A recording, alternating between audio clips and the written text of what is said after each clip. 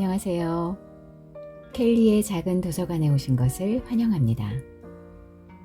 오늘은 이덕화 작가의 미모사 공주를 소개해 드리겠습니다.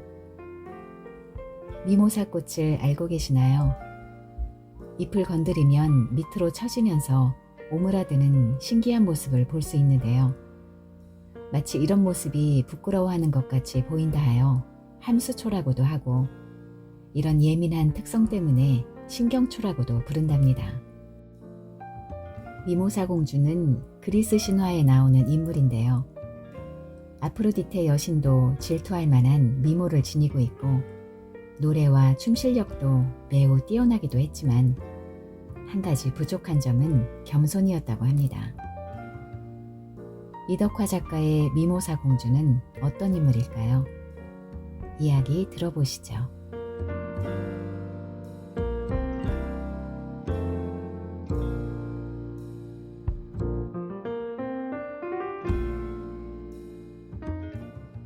영이 휴가를 다녀와 제일 먼저 확인한 것은 신경초라 불리는 미모사 화분이었다. 휴가를 떠나기 전에 도우미 아줌마에게 특별히 신경초에 신경 쓸 것을 몇 번이나 당부하고 떠났었다. 휴가 중에도 문득문득 신경초의 안녕이 염려되었었다. 아니나 다를까 신경초는 이미 잎뿐만 아니라 가지까지 말라 있었다. 잎만 말라 있을 때는 물을 며칠 주면 또 새싹이 금방 돋아나곤 한다. 몇 번의 죽을 고비를 넘겨도 겨우겨우 다시 회생시키곤 했다. 그러나 이번에는 회생이 불가능했다. 신경초는 조금만 물을 주는 시기를 놓쳐도 금방 잎이 누렇게 날라 떨어졌다. 그리고 또 물을 너무 많이 주어도 습해서 잎이 기운을 잃어 축 늘어졌다. 1년 전 우연히 들른 양재동 화훼 꽃집에서 미모사를 발견하자 반가워서 바로 집에 사들고 들어왔다. 2년째 기르고 있었다. 오전은 잠시 햇볕을 쬐게 한다. 또 햇볕이 뜨거운 시각에는 다시 집 안으로 들여놓았다 저녁에 다시 내놓는다. 그러기를 반복해야 하는 수고로움과 햇볕 정도에 맞춰 물을 줘야 하는 번거로움으로 1년도 기르기 힘들다는 식물이었다. 그런데 영의 애정어린 관심 덕분에 명맥을 유지하고 있었다. 결혼하기 전 친정에서 친정어머니가 애지중지하며 기른 식물이라 남다른 애정을 가지고 영은 미모사를 돌보았다. 식물도 다 아는 기라 지를 귀히 여기는지 아닌지, 이 신경질은 조금만 지를 등한시한다 하면 막 삐끼버리는 기라. 참 이만한 공주도 없는 기라. 그러면서도 그 많은 식물 중에서도 유독 신경초에만 온 신경을 다 쏟아부었다. 그래서 오빠들은 현관 베란다를 드나들 때마다 야 신경질 하며 한 번씩 신경초에 그 가냘픈 잎들을 툭툭 쳤다.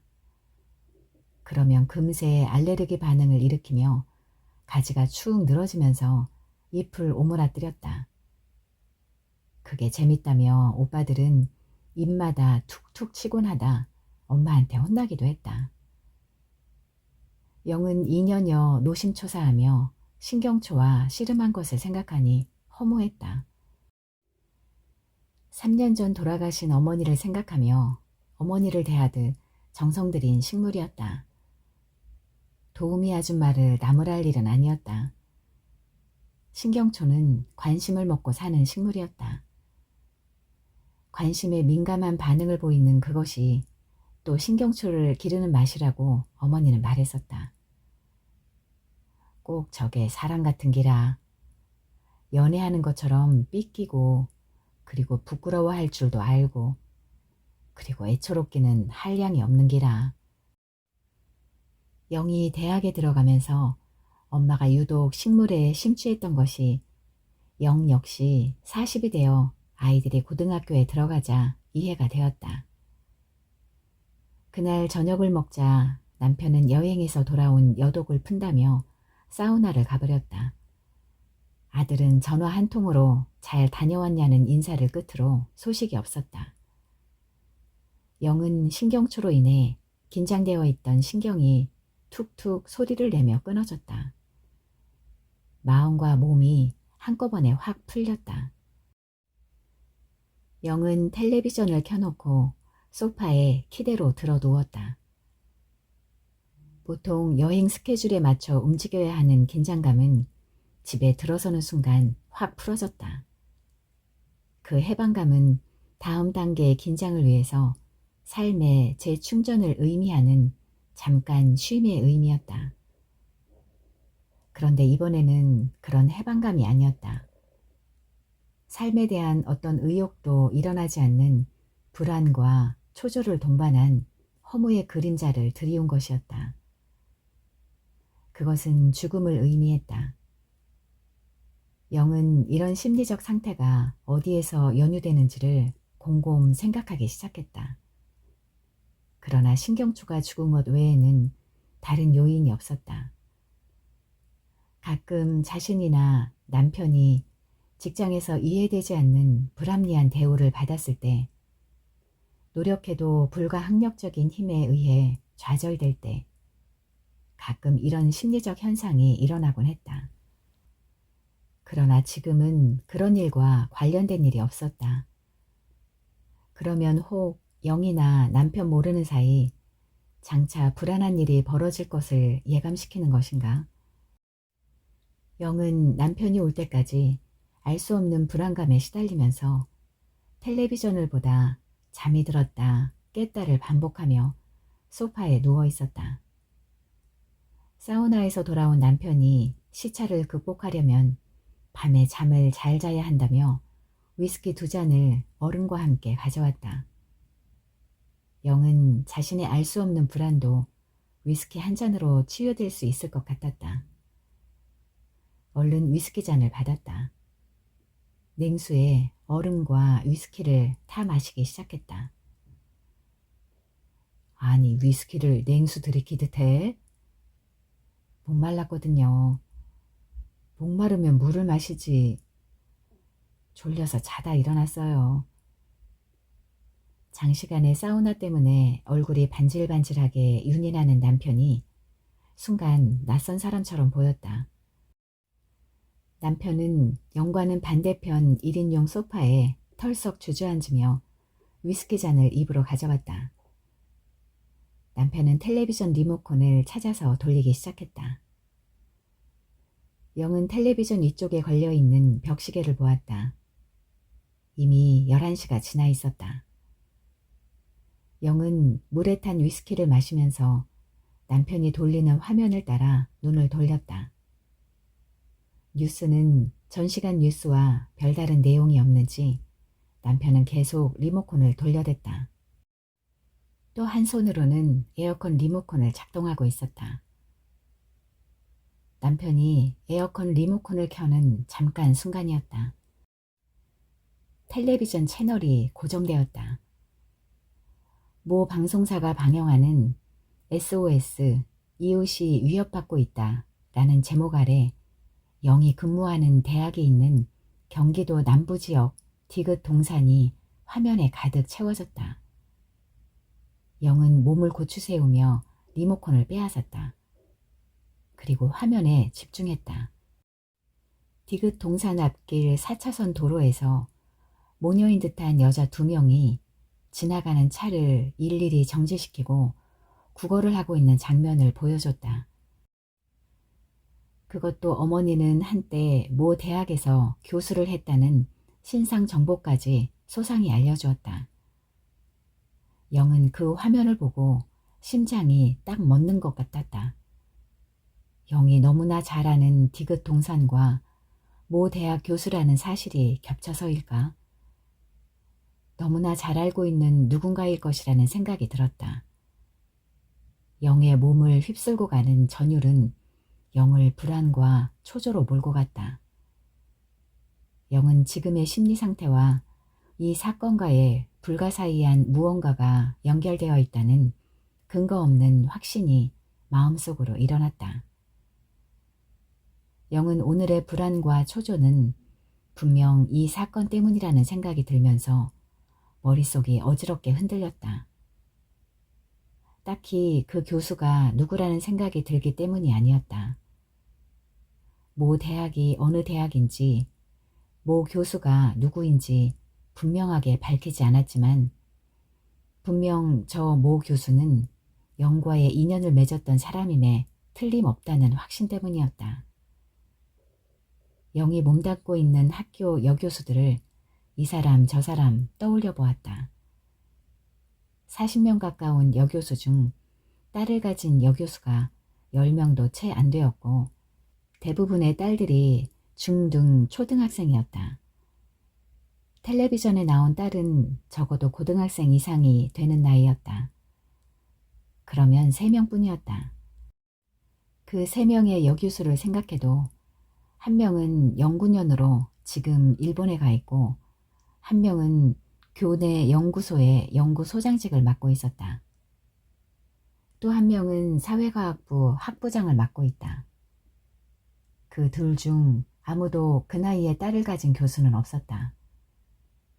그렇다면 도대체 영과 관련된 누구란 말인가? 그리고 왜 한때 여교수까지 지낸 여자가 딸을 데리고 국어를 한단 말인가? 갑자기 머릿속이 회오리바람을 일으키듯 팽팽 돌고 있었다. 한 잔의 위스키만으로 영의 머릿속을 어지럽히는 화두를 잠재우지 못했다. 영은 뜬 눈으로 밤을 지새우고 남편을 출근시킨 후 디귿동산을 직접 가보기로 했다. 그 사건과 관련된 자신의 이 불안을 해결하지 않으면 영은 더 이상 아무 일도 할 수 없을 것 같았다. 영이 부동산 중개소가 질비하게 늘어서 있는 디귿동산 입구에 도착한 것은 오전 11시경이었다.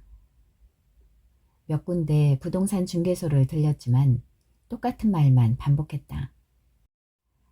방송 사실을 알고 있고 자신들도 그 모녀를 몇 번 만났지만 주소를 정확히는 모른다는 것이었다. 그리고 신상에 대해서도 구체적으로 아는 사람이 별로 없었다. 그냥 소문으로만 한때 어느 대학 교수였다는 소문을 들었다는 것이다. 영을 상대하고 싶지 않다는 역력한 표정을 노골적으로 드러냈다. 영은 황당했다.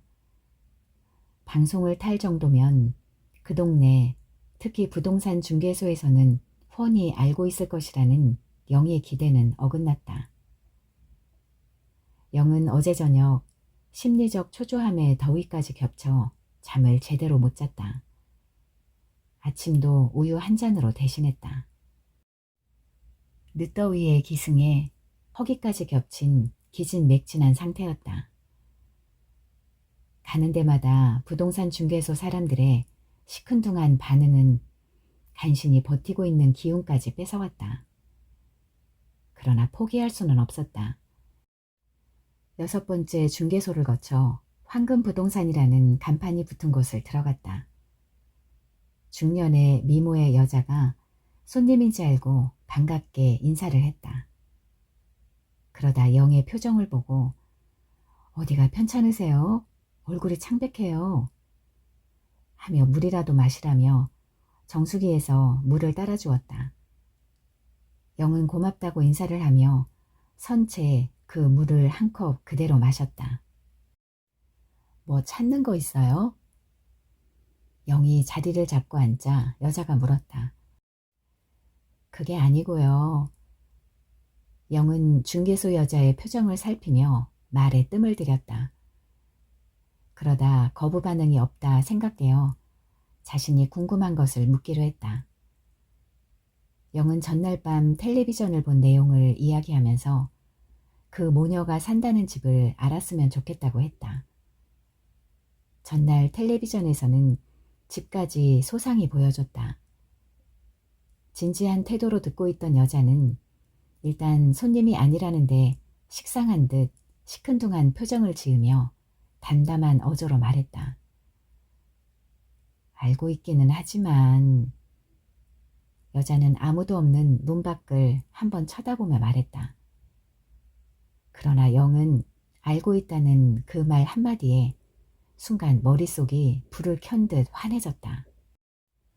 집 주소도 알고 그 여자가 어느 대학 교수라는 것도 알아요?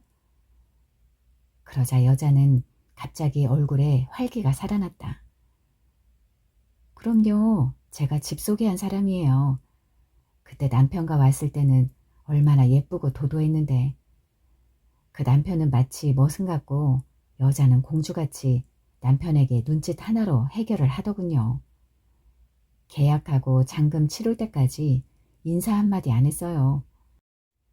누가 저렇게까지 될 줄 알았겠어요? 어느 대학 교수예요? 서울의 K대학이요. K대학이라. 영은 머릿속으로 K대학의 아는 여자 교수를 열심히 생각해 본다. 그러나 아무리 생각해도 생각나는 사람이 없다.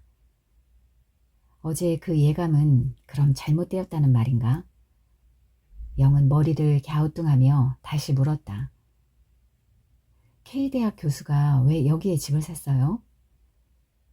남편 친구가 이 지역 교수를 하는데 여기 동산에서 사나 봐요. 남편이 한번 보고 가더니 정년퇴직하고 여기 와서 살겠다고 샀죠. 그래서 정년퇴직했어요? 웬걸요. 남편이 바람을 피워서 이혼하고 여자하고 딸만 내려왔죠. 학교는요? 여자가 이혼한 후 제정신이 아닌데 학교에 붙어 있을 수가 있겠어요? 그 집을 가르쳐 줄 수 있어요? 지금은 안 돼요. 곧 손님이 오기로 해서 사무실을 비울 수가 없어요. 제가 이 동산을 잘 아니까 어디 근처인지 가르쳐주면 제가 찾아갈 수 있어요. 혹 아라몬이라고 아세요? 네, 잘 알아요. 한때 저도 거기 산 적이 있었어요. 그럼 잘 됐네요. 거기서 오른쪽으로 더 내려가면 별천지라는 수제비집이 나오고 더 내려가면 전원주택 마을이 나오는데 한 6채가량 돼요. 그 중에 하나예요. 거기까지 가시면 그 집은 금방 표가 나요. 그런데 또 한 가지 궁금한 게 다른 복덕방에서는 전부 모른다고 모르쇠를 하던데 그 방송 때문에 여기 부동산 협회에서 회의까지 했어요. 지금 불경기인데 그 방송 때문에 디귿동산에 부동산 찾는 사람들 발걸음이 떨어질까봐 난리도 아니에요. 거기다 디귿동산 이름 안 내기로 했는데 방송에서 이름을 그대로 내어버리고 바로 다음날 이런 일로 찾아오는 사람이 반가울 리 없죠. 여자는 시원시원했다. 영은 몇 번이나 고맙다는 인사를 하며 사무실을 나왔다. 시계는 이미 1시 5분 전이었다. 그리고 보니 시장기가 ir었다. 일단 별천지라는 집에 가서 수제비라도 배를 채워야겠다. 15년 전 이 지역으로 처음 발령을 받았을 때 디귿동산은 전원 생활을 꿈꾸던 영에게 꿈의 동산이었다. 산과 들은 많지만 공원이 많지 않은 한국의 지역적 특성 때문에 디귿동산은 공원으로 택지 개발을 하고 전원 택지를 분양했었다. 디귿동산은 이 지역으로 직장 발령이 나는 누구든지 탐내지 않는 사람이 없었다. 영은 이제 겨우 한여름이 지났을 뿐인데 벌써 단풍이 들기 시작하는 단풍나무들을 올려다보며 곧 계약할 때가 되었구나 하는 생각이 머리를 스쳐갔다. 단풍나무가 질비하게 줄을 서 있는 도로를 뚫고 디귿동산으로 들어갔다. 입구를 지나자 스산한 풍경이 나타났다. 채 분양되지 않은 택지에 다른 주민들이 쓰다 버린 낡은 장롱, 냉장고, 책상, 찌그러진 의자, 냄비, 양재기, 침대 매트 등 온갖 가구들이 산더미를 이루고 있었다. 또 웃자라 버린 나무들의 뒤엉킴이 마치 여자들이 싸우느라 뒤엉킨 머리채 같았다. 또 제멋대로 자리 잡은 모텔과 음식점은 디동산을 해치는 또 하나의 주범이었다. 처음 재벌 회사에서 꿈을 가지고 분양했을 때는 이런 그림이 아니었을 것이다. 그러나 분양 30년이 지난 이 시점에는 처음 기획과는 전혀 다른 그림이 그려져 있었다.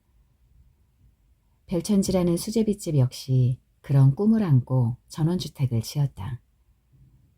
별천지 주인은 몇 년 전부터 황무지처럼 변해가는 디동산을 안타까워했다.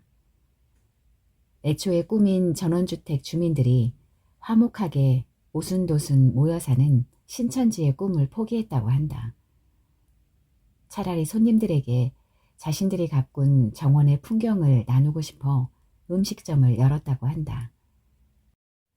영도 야생화로 가득 찬 정원 때문에 그 집을 드나들기 시작해서 단골 손님이 되었다. 음식 역시 맛깔스럽고 영의 취향에 꼭 맞는 음식이다. 가끔 제멋대로 핀 야생화가 보고 싶어 학교에서 30분 이상 걸리지만 가끔 정취가 그리울 때는 찾고는 했었다.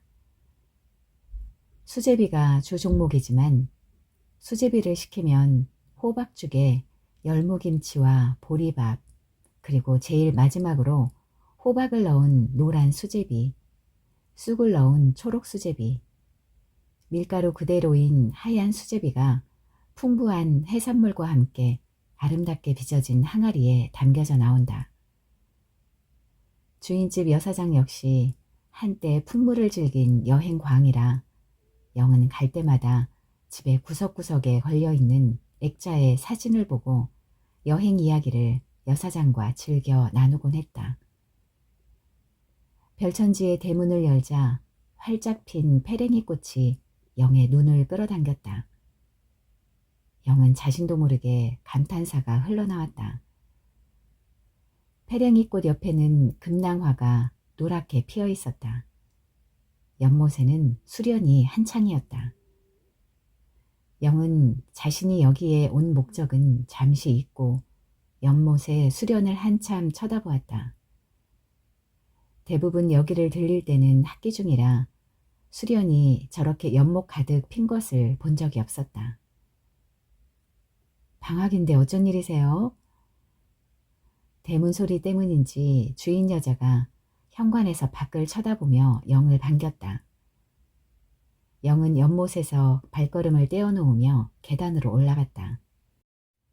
계단마다 화분에는 별꽃, 쪽, 애기 수염, 애기 똥풀 등 어디서 모았는지 야생화 집에서도 흔히 볼 수 없는 야생화가 발걸음을 멈추게 했다. 영은 어제 저녁에 우울했던 기분이 확 풀어지는 듯 마음이 개운했다. 역시 잘못된 예감에 지나지 않았을까. 그 예감 때문에 여기까지 왔지만 그것과 상관없이 새로운 신선한 기분이 들었다. 순간 여기서 밥이나 먹고 집으로 갈까 하는 생각이 들었다. 더 이상 어제 저녁에 우울한 기분을 연장하고 싶지 않았다. 정말 어쩐 일이세요? 다른 음식점 사장과는 달리 소녀 같은 풋내를 풍기는 여사장은 궁금한 듯 영의 얼굴을 빤히 쳐다보며 다시 어쩐 일이세요를 반복했다. 방학인데도 여기를 못 잊어 찾아왔죠. 영꽃 수련이 한창이네요. 수련을 자랑해도 한 번도 꽃핀 것을 못 보다가 이번에야 원 풀었네요. 이 정원이 한층 돋보이네요. 최근 며칠 동안 안타까웠는데 반가운 손님이 와서 정말 다행이네요. 특히 수련꽃 핀 것을 너무 보고 싶어 했잖아요. 제가 만개한 수련 본 기념으로 사장님한테 점심을 낼게요. 좋아요. 혼자 오셨는데 마침 손님도 없고 친구 해드리죠. 수련이 잘 보이는 안방으로 들어가세요. 안방에는 독서를 하고 있었는지 상 위에 책이 펼쳐져 있었다. 그리고 아주 낮은 볼륨으로 슈만의 가곡, 시인의 사랑이 방바닥으로부터 흘러나오는 것처럼 음악이 낮게 깔려 분위기를 시원하게 했다. 영은 자신도 모르게 한숨이 푹 하고 흘러나왔다. 이런 고즈넉한 분위기에서 야생화를 기르며 독서를 즐기는 것이 영의 꿈이었다. 그래서 발령을 받자마자 이 동산에 애착을 가지고 탐색했었다. 그러나 땅의 매입이나 집 매입에 올인할 형편도 되지 않았지만 운도 없었다. 여사장이 물과 행주를 가져와 행주질을 하면서 상의에 책을 접는다. 요시모토 바나나의 아르헨티나 할머니였다. 이런 시골 분위기에 어울리는 책이다. 영은 다시 한번 여사장의 얼굴을 쳐다보았다. 좋아 보여요. 이상적인 꿈을 그대로 실현하고 계시는 것을 보면요. 처음 이 집을 지어놓고 남편이 떠나자 그렇게 처량하고 외로워서 갈등을 많이 했어요. 그런데 이 음식점을 내고 오는 사람마다 부러워해서 제가 다른 사람 대신 꿈을 실현해주는 사람으로 생각하고 살죠. 영 교수처럼 부러워하고 능력 있으면서도 부러워만 할 뿐 실천을 못하는 사람이 많아요. 그러니까 부럽죠. 이런 생활을 할 수 있다는 것이 꿈만으로 안 되는 것이 경제적 문제가 우선 해결돼야 하고 또 가족이 동의를 해야 하고 자녀 교육 문제가 해결돼야 하고 자신이 가진 다른 욕망을 버려야 하고 등등 쉽지가 않죠. 저도 처음에는 쉽지 않았어요. 그런데 여기 와서 사니까 또 여기에 맞춰 문제가 해결되더군요. 이제 이게 내 생활이려니 하고 살아요. 금방 식사 준비해 올게요. 전원생활 하던 전 근대적 시대의 마음으로 돌아가지 않으면 살기 힘들다. 그러기에 전원생활을 하는 대부분의 사람들은 어느 정도의 생활 전선에서 물러서 있는 사람이나 아니면 큰 지병을 얻어 어쩔 수 없이 전원생활을 필요로 하는 사람만이 가능하다. 영이 여기까지 생각을 하다 잠시 잊고 있었던 두 모녀의 생각이 다시 떠올랐다. 두 모녀가 이곳에 자리를 잡은 것도 결국 엄마라는 여자가 더 이상 학교에 교수직을 수행하기 힘든 상태에서 선택한 결론이었을 것이다. 그런데 딸의 연령은 몇 살쯤 되었을까? 마침 여사장이 호박죽, 보리밥, 열무김치 등을 가지고 왔다. 영도 잠시 궁금한 것을 뒤로 하고 여사장과 함께 쟁반에서 음식을 옮겨 놓았다. 음식을 보자 참았던 시장기가 동했다. 이 집 메뉴는 단순하고 깔끔하다. 호박죽도 전통 호박죽과 현대식을 절충한 찹쌀 새알이 반쯤 풀린 걸쭉한 죽에 간간히 섞인 굵은 밤 팥의 맛은 일품이다. 영은 호박죽을 한 숟갈 입에 넣으며 여사장에게 두 모녀 이야기를 물어볼 것인가 말 것인가를 생각하고 있었다. 이 음악 참 좋아요. 혼자 듣기에는 너무 외롭지 않아요? 영은 머릿속 생각과는 달리 엉뚱한 말이 튀어나왔다. 생전에 저희 남편이 이 곡을 너무 좋아했어요. 그래서 남편이 사무치게 그리울 때는 가끔 이 곡을 들어요. 혹시 제가 방해가 되진 않았나요? 그전에는 한 번도 꺼내지 않았던 남편 이야기에 영은 약간 당황스러웠다. 뛰어난 서정미에 남편의 회상까지 곁들여 이 곡을 듣는다면 어떤 기분일까? 영은 호박죽을 먹으며 여사장을 물끄러미 쳐다보았다. 아무도 없는 바닷가에서 발가벗고 춤을 추고 있는 기분인 거 있죠. 영이 묻지도 않았는데 여사장은 마치 영의 마음을 읽은 듯 말했다. 영은 여사장의 말에 다시 두 모녀 이야기가 생각났다. 혹시 어제 텔레비전에서 모 방송사가 방영했던 SOS 이웃이 위협받고 있다라는 프로그램을 보셨는지요? 아니요. 왜요? 이 근처에 산다는 정신이 약간 이상한 두 모녀 이야기라는데. 아, 여사장의 얼굴은 잠시 어두워졌다가 짧게 탄성을 질렀다. 취재해갔다는 이야기는 들었어요. 그리고는 여사장은 열무김치에 보리밥과 고추장을 함께 섞으며 잠시 침묵을 지켰다. 한참 뜸을 들이고 영을 쳐다보며 물었다. 뭐라고 하던가요? 두 모녀가 여기 동산 입구에서 차를 세우고 구걸을 하고 있다고요. 그리고 집에 쓰레기를 치우지 않아 악취가 난다고요. 그래서 이웃 주민들이 고발을 했다고요. 혹 아는 교수예요? 전 누구인 줄 이름도 모르고 서울의 K대학의 같은 과 교수 중에는 그런 분이 없는데도 그 교수를 아는 사람인 것 같은 예감 때문에 아침 남편 출근하자마자 부랴부랴 여기까지 달려왔어요. 네, 음악대학의 모 교수라고 혹시 아세요? 영은 그 교수의 이름을 듣는 순간 온몸에 소름이 돋쳤다. 아니 어떻게 해서 그 교수가... 남편이 제자와 바람이 났다던데요. 그 이후 정신을 놓아버렸다고. 남편도 딸 때문에 가끔 여기 내려오지만 보지도 못하고 쫓겨가는 모양이던데. 아무리 그렇기로 그렇게 정신을 놓을 정도로... 원래 심한 우울증이 있는 여자라더군요. 그런 사람들은 자신의 마음대로 세상이 잘 돌아갈 때는 문제가 되지 않다가 자신에게 문제가 발생하면 수습할 수 없을 정도로 자신을 자학하는 경향이 있다던데요. 저도 처음에는 남편이 바람핀 정도로 저렇게 망가질 수 있냐고 여성으로서 무척 비관스럽기도 하고 안타까워서 여러 채널을 통해 알아봤어요.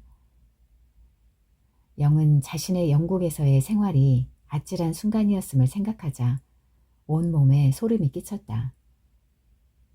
영은 갑자기 7년 전 영국에서의 생활이 파노라마처럼 떠올랐다.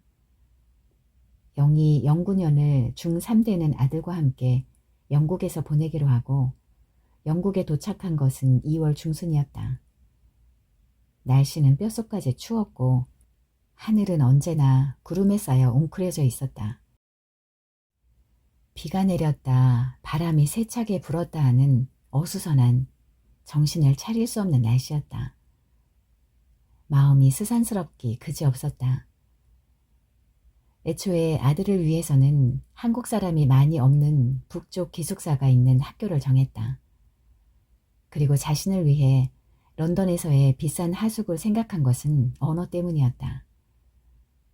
영국 가정에 머물면서 자연스런 회화를 익히려는 목적이었다. 영국 부동산 중개소를 통해 소개받은 하숙집은 꽤 괜찮은 가정이라 생각했다. 5살 된 딸이 있는 건축 감리사를 하는 40대 여성으로 독서와 산책을 즐기는 여성으로 소개돼 있었다. 영이 바라던 이상의 하숙이었다. 그런데 공항에서 하숙에 도착했을 때 영의 짐을 엘리베이터에 옮기기 위해 내려온 사람은 흑인 남자였다. 영은 이삿짐을 옮기기 위해 고용된 사람이려니 생각했다. 그런데 나중에 주인 여자를 통해 들은 것은 과거의 남편이었다는 것이다. 중학교 3학년 아들은 이국에서의 낯선 분위기와 흑인 남자로 인해 표정이 굳어 있었다. 화장실이 딸려있는 방은 깨끗하고 영의 마음에 들었다. 짐을 대강 정리하고 아들 학교 쪽으로 다음날 바로 떠나기로 되어 있었기 때문에 영과 아들은 세수를 하고 바로 잠자리에 들었다. 영의 어수선한 머릿속처럼 꿈자리도 어수선했다. 아들 학교가 있는 북부 스코틀랜드 지방까지 갔다 오니 영국에 도착한 지 15일이 지나 있었다. 그제야 겨우 정신을 차리고 영이 연구 생활을 위해 적을 둔 학교를 찾았다.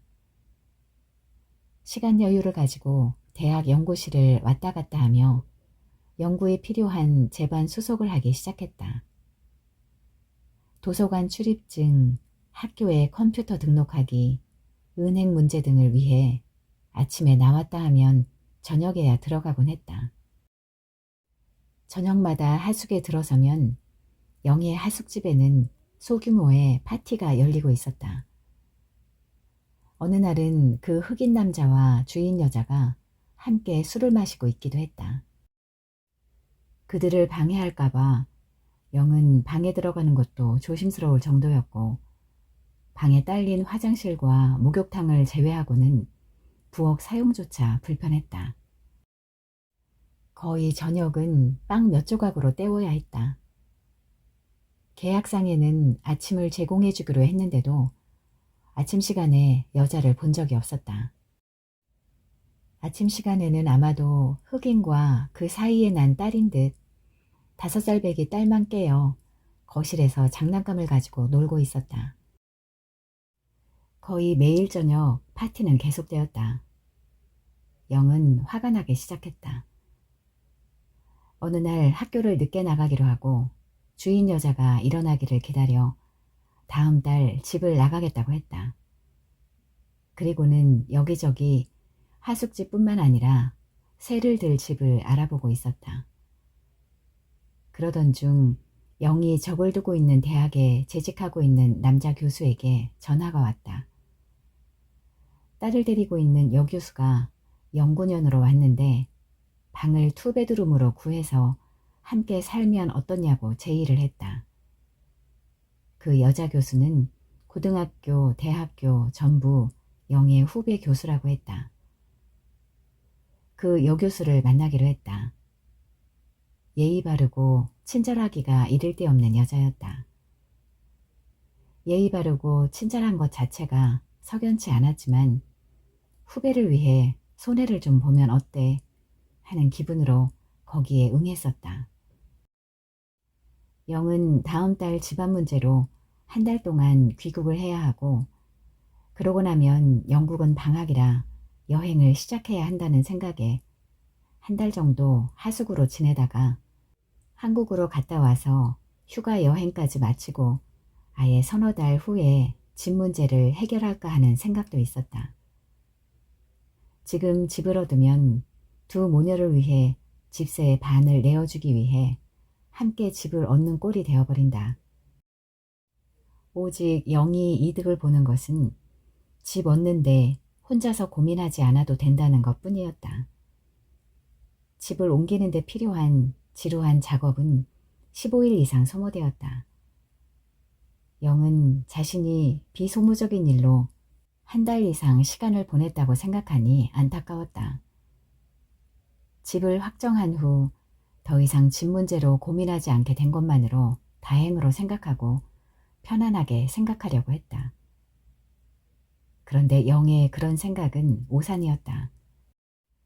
같이 동거한 지 15일째 되는 영이 한국을 떠나기 바로 전날이었다. 저녁을 먹고 짐을 챙기고 있는데 영의 방으로 그 후배가 찾아왔다. 딸이 중학생이 되는 9월부터 기숙사 학교로 옮겨야 하기 때문에 자신은 9월부터 집을 나가야겠다는 것이었다. 영은 너무나 황당해 한참을 그 후배 교수의 얼굴을 쳐다보았다. 그리고는 화가 난 목소리로 왜 이 문제를 같이 살기 전에 미리 이야기하지 않았느냐. 집 얻는데 보낸 지리한 시간들은 겨우 몇 개월을 위해서 이 짓을 했느냐. 내일 한국 떠나는 사람에게 이런 이야기를 하는 저희가 무엇냐고 따졌다. 집을 구하는 데 소모되는 시간이 얼마나 아까운데 영국에 와서 집만 옮기다가 세월을 보낼 것이냐. 부동산비 등 이사 비용이 얼마나 들었는데 다시 집을 옮겨야 하느냐. 그리고 계약 날짜에 맞추어 그때까지는 여기서 살아야 한다. 그렇지 않으면 위약금을 물어야 한다. 12월 31일까지 계약한 것이기 때문에 계약일까지는 약속을 지켜야 한다며 영이 화를 냈다. 그런데 후배 교수는 자신과 계약 날짜를 의논하지 않았냐는 것이다. 영이 부동산에서 계약할 때 서로 의논해서 날짜를 정한 것이 바로 의논이지 무엇이냐고 했다. 그것은 영이 자신을 속이려고 일부러 그 즉석에서 했다는 것이다. 그럼 왜 그 자리에서 못하겠다고 하지 않았느냐? 당신은 그럼 집을 계약한다며 부동산에서 계약하기 전에 계약 일을 생각하지 않았느냐? 자신은 계약일 같은 것은 생각하지 않았다는 것이다. 그것은 당신의 잘못이다. 아무리 설득을 해도 자신은 집을 나가겠다는 것이다. 그러면서 영이 사기를 쳤다는 것이다. 한국에 한 달 방학 내내 여행할 것을 생각하면 난 집 6개월만 빌리면 아무 문제 없었다. 하숙을 하든 오피스텔을 빌리든 지금보다 훨씬 저렴하게 할 수 있다. 뭐를 사기라고 하는 줄 모르겠다. 부동산 계약하면서 계약 날짜 같은 것은 생각 안 하고 계약 날짜에 서명하는 사람이 어디 있느냐. 자신은 그런 것은 모른다는 것이다. 영은 말이 되는 소리냐. 어른이 되어 그것도 사회생활을 하는 교수가 자신의 일에 대해 무책임한 발언을 할 수 있는 것이냐. 영은 모든 상황을 들어 설명하고 설득했다. 결국 남편이 오면 물어서 답변을 해주겠다고 했다. 영은 기가 막혀 더 이상 말을 할 수가 없었다. 또 여름에 가족이 오는 것도 미리 의논해서 하자고 하고 영은 우리 가족은 일주일쯤 집에 머물 것이라고 하자 그 후배 교수는 자신의 남편은 한 달쯤 머물 것이라는 것이었다. 여자들만 있는 집에 남자가 오래 머문다는 것이 불편하게 생각되었지만 부인 옆에 남편이 있겠다는데 말릴 수도 없는 일. 영은 심리적으로 편안히 가지려고 마음먹었다. 그런데 여름방학 동안 교수인 남편은 물론 그것도 친정엄마까지 2달을 머무르고 떠났다. 영이 오히려 불편해서 계속 여행 스케줄을 짜서 집을 비워주어야만 했다. 그래도 그 남편은 미안한 마음을 가지고 영과 술자리를 가져서라도 표시를 하려고 했다. 그리고 부인에 대해서도 모든 것을 자신이 알아서 처리하다 보니 모르는 것이 많은 부인을 동생 돌보듯 이해하고 양해해달라며 영에게 몇 번씩 당부를 했다. 그리고 계약건도 부인이 너무 몰라서 그런 것이니 없던 것으로 하라고 양해를 구했다. 영은 그 계약건으로 몇 달 동안 신경전을 벌인 것을 생각하면 지금도 약이 올랐다. 그리고 상하수도세로 매달 40만 원 정도를 내야 했는데 그것도 제때 주는 법이 없었다. 독촉을 하면 영수증을 보여달라며 마치 돈을 떼어먹는 사람에게 하듯이 했다. 그리고 사사건건 시비를 거는 통에 매일 영은 열을 내곤 했다. 그 여자 후배 교수와 영의 상식은 너무 달라 1시간도 같이 있을 수가 없었다. 공원에 산책을 하다가도 벤치를 보면 영은 주위를 걸어다니며 산책하는 것이 좋아 앉고 싶지 않다고 해도 굳이 앉으라고 한다든가 비슷한 양의 쇼핑백을 들고 가면서 자신이 들어주겠다고 하는 선심은 오히려 남을 불편하게 하는 것이라고 해도 그 후배는 순간순간을 불편하게 했다. 그 후배 교수의 불편한 친절은 남자 교수들에게는 예의 바른 교수로 둔갑해 좋게 받아들이기도 했다.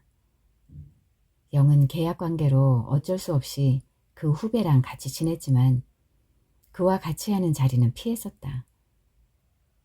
그 후배 교수의 지나친 친절과 상식 이하의 행동은 도대체 아무리 줄을 그으려 해도 연결이 되지 않았다.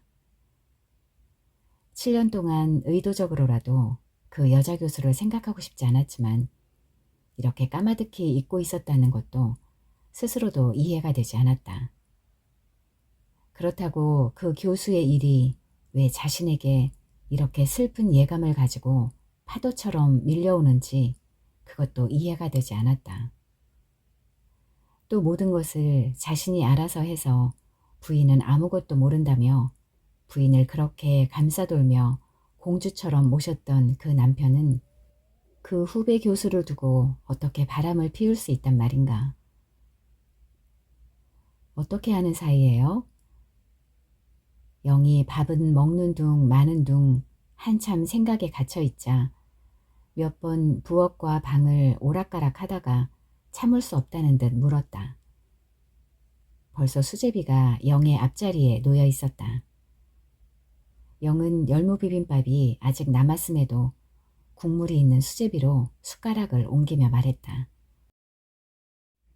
연구년 때 영국에서 같이 1년간 살았어요.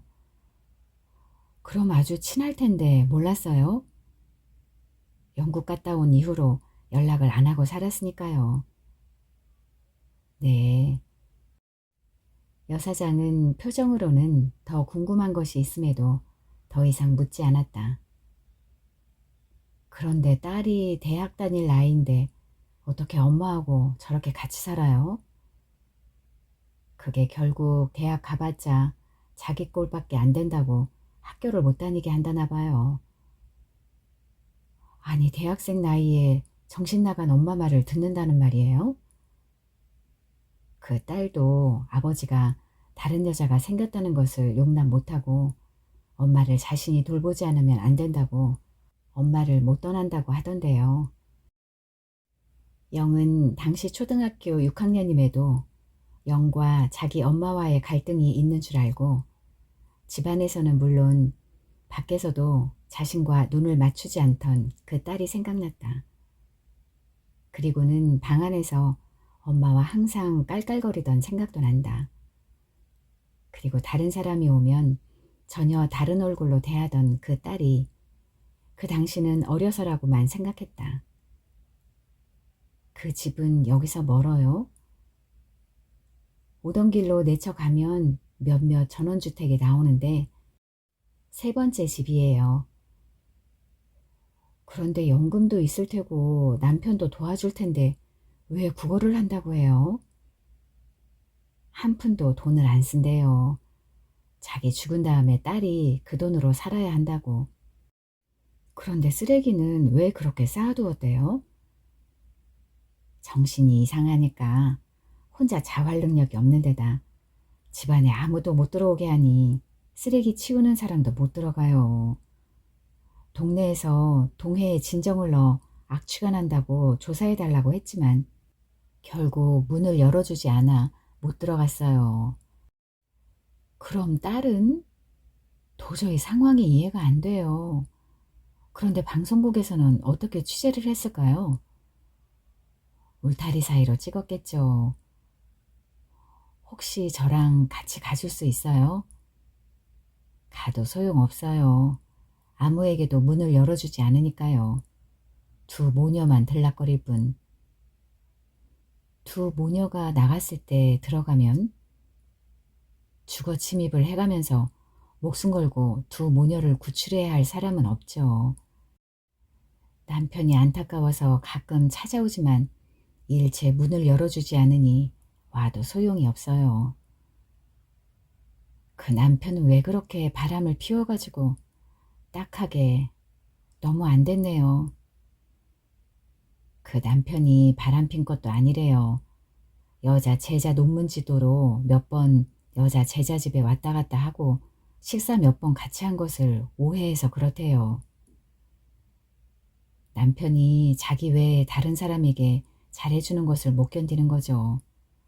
그것이 외도가 아니라 하더라도 그 여자에게는 참을 수 없는 거죠.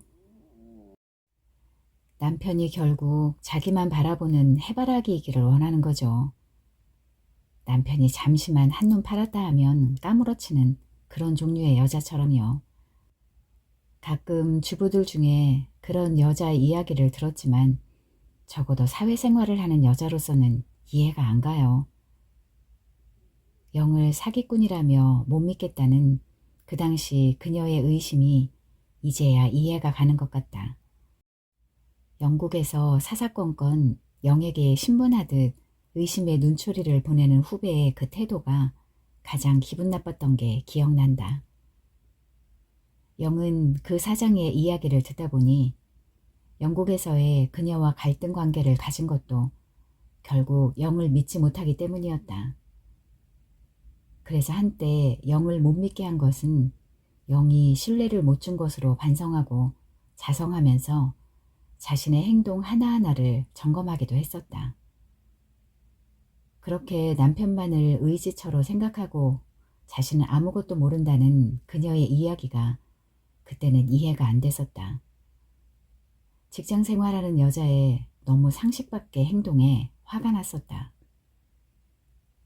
식사를 다 하고 커피를 마시는 동안 그 집을 가볼 것인가 말 것인가, 그리고 어젯밤 왜 그토록 허무의 그림자를 풍기고 슬픈 예감으로 이 사건이 자신의 전신을 흔들었을까를 곰곰이 생각했다. 그 여자에게 자신이 전혀 도움을 줄 수 없다는 것은 확실해졌다. 그렇다면 이 여자는 나의 분신이란 말인가? 영은 고개를 절레절레 흔들었다.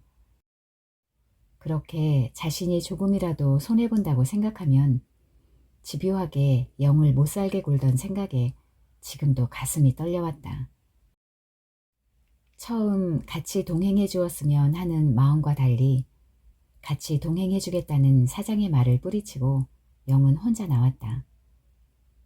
그 여자를 만날 수도 없겠지만 그 여자를 만났을 경우 그 여자의 태도와 또 영 스스로가 어떤 행동을 할 것인지 두려웠다. 영은 의도적으로 가벼운 마음을 가지려고 발걸음을 가볍게 그 집에서 걸어 나왔다. 그리고 차에 앉아 한참 심호흡을 했다. 천천히 엑셀레이터를 밟으며 앞으로 나아갔다. 5분이 지나자 나쿠에 가는 D동산의 다른 지역과는 달리 고급 전원주택 동네가 나타났다. 영은 차를 세웠다. 다시 영은 심호흡을 했다. 그리고 천천히 차에서 내렸다. 그리고 그 집이 있는 오른쪽이 아닌 왼쪽 길로 천천히 동네를 산책하듯 걸었다. 그 집에 가야 할 이유를 아직 찾지 못했다. 잠시 발을 몇 발짝 옮기기도 전에 와 하는 함성과 일대 소란이 난 듯 왁자한 소리가 났다. 영은 걷던 걸음을 잠시 멈췄다. 그러자 그 소리는 더욱더 커지기 시작했다. 그러면서 툭툭하며 무언가 부딪히는 소리와 함께 일어났다. 영은 반대 방향으로 몸을 돌려 달리기 시작했다. 그 여자 집 가까이 가자 알 수 없는 악취가 풍겨나왔다. 영은 또다시 알 수 없는 소름이 온몸에 돋아났다. 어린아이, 여자들, 청년들, 나이든 장년들 할 것 없이 몰려와서 이 동네에서 나가지 않으면 우리가 내쫓아주지. 입에 담을 수 없는 욕을 하는 소리, 여기저기 들려오는 고함 소리와 함께 사람들의 돌팔매질이 계속되었다. 돌이 떨어지자 퍽 하는 소리와 함께 한때의 파리들이 날아올랐다. 그리고 알 수 없는 지독한 냄새가 눈과 코를 찔렀다. 일부 사람들은 코를 막으며 뒤로 물러섰다. 그 냄새는 똥 냄새에 썩는 냄새, 지린내 등 묘한 냄새까지 혼합돼 구토를 동반했다. 영은 집과의 상당한 거리가 있는데도 냄새에 견딜 수가 없었다. 그런 법석 중에도 안에서는 기척이 없었다. 군중들의 목소리가 더욱더 높아졌다. 여기저기 고함 소리가 들려왔다. 퍽 하며 문짝 가라앉는 소리가 들렸다.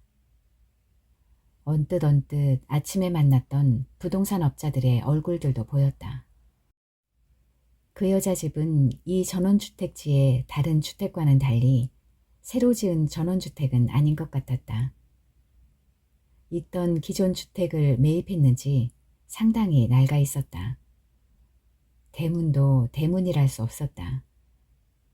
그냥 큰 문짝 두 짝이 의지하고 있는 듯 찌그러져 있었다. 슬레이트 지붕은 비가 새는지 이불을 덮어놓았다. 정원에는 쓰레기 더미가 산더미를 이루고 있었다. 영과 같이 멀찍이 쳐다보는 코를 잡은 여자들 사이에서 변기조차 고장나서 정원에서 변을 본다는 말을 소곤거렸다. 영은 그 자리를 벗어나고 싶었다. 고급 전원주택지에 쓰레기 더미라고밖에 할 수 없는 폐허가 그 자체도 견디기 힘들 텐데 악취까지. 영은 대모군들을 벗어나 멀찌감치 그 장면을 바라보았다. 돌을 던지는 사람 사이로 자신도 함께 돌을 던지는 모습이 보였다. 영은 몸에 소름이 다시 확 돋았다. 영국에 체류할 동안 두 모녀와 함께 당일 코스로 영국의 남쪽 브라이튼이라는 해변 도시로 여행을 다녀오기로 하고 런던 시내의 빅토리아역 가까이 있는 버스 정류장에 1시간 전에 도착했었다. 늦봄이었음에도 날씨는 의외로 쌀쌀했다. 낮은 기온에 바람까지 세차게 불었다. 30분 이상 밖에서 버스를 기다리는데 두꺼운 잠바에 가져온 목도리까지 둘러야 겨우 추위를 견뎌낼 수 있었다. 두 모녀 중 딸은 의외로 옷을 얇게 입어 엄마가 안절부절 어찌할 줄 몰라 했다. 자신의 옷을 벗어 목을 감싸주기도 하고 자신의 몸으로 감싸주기도 했다. 결국 역 가까이 있는 건물 안으로 데리고 들어갔다. 모녀의 안절부절하는 모습이 안타까워 영이 자신의 잠바와 목도리를 그 딸에게 주며 걸쳐 입도록 했다. 두 모녀는 괜찮다며 극구 사양하며 받지를 않았다. 영은 그렇게 안절부절하지 말고 잠바를 걸치라고 좀 화를 내 큰 소리로 말했다. 여행을 떠날 때는 여러 가지 변수를 생각해 이것저것 부수적인 것을 챙겨야 하는데 특히 어린아이를 동반할 때는 더더욱이나 그랬다. 특히 변화무쌍한 영국의 날씨에는 여분의 옷과 모자는 필수적이다.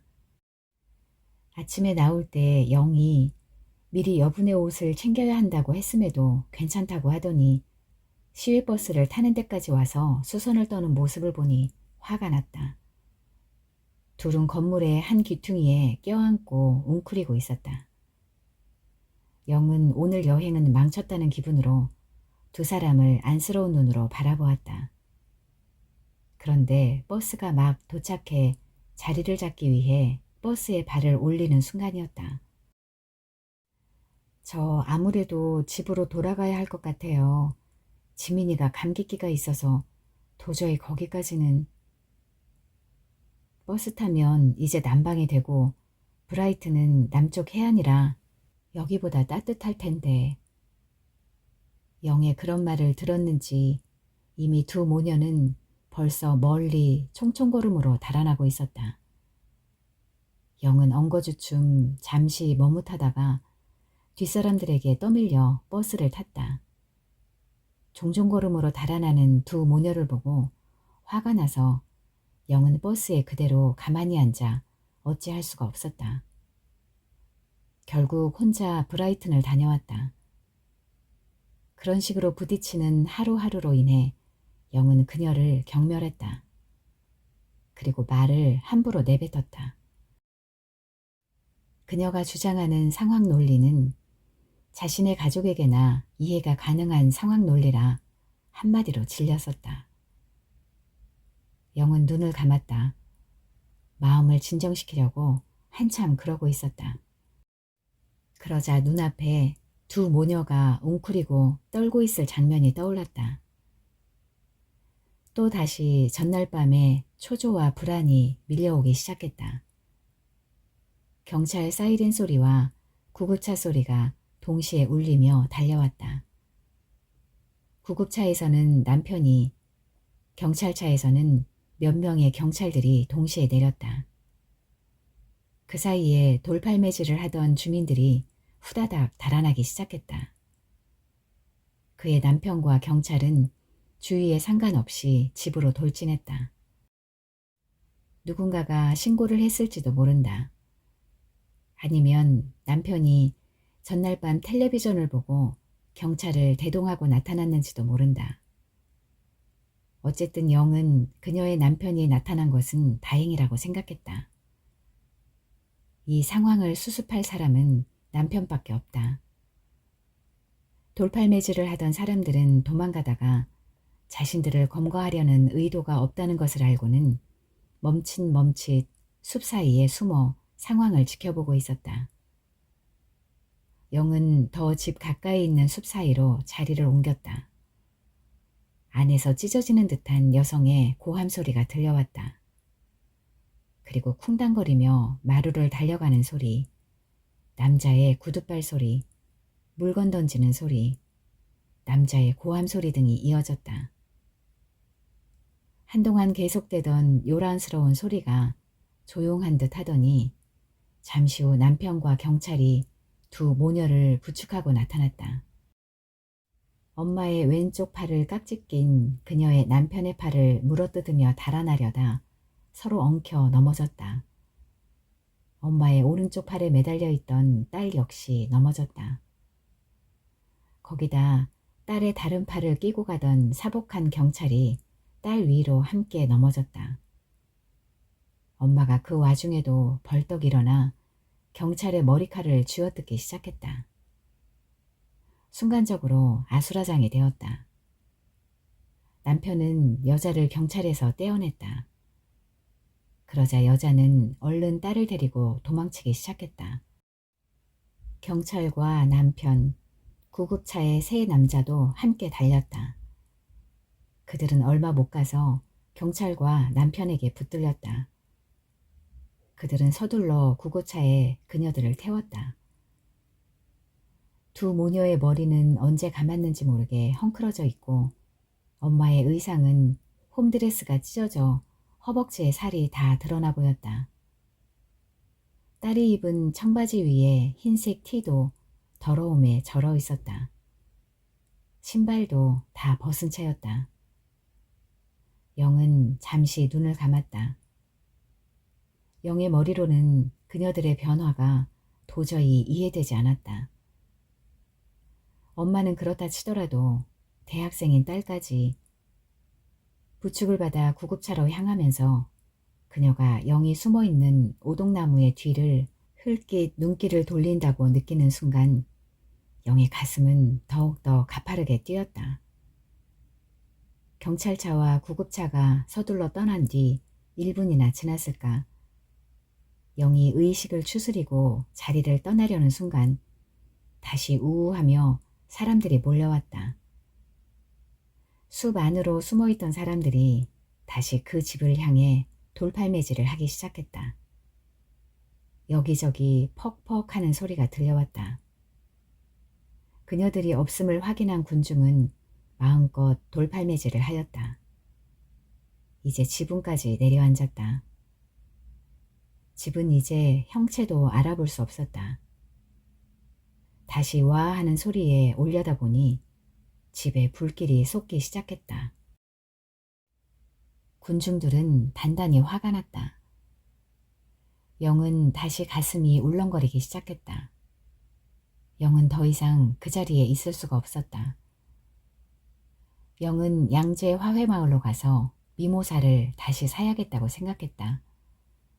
스스로 물을 먹을 수 없는 그녀에게 더 이상의 시련이 없도록 정성껏 돌보아야겠다고 생각했다.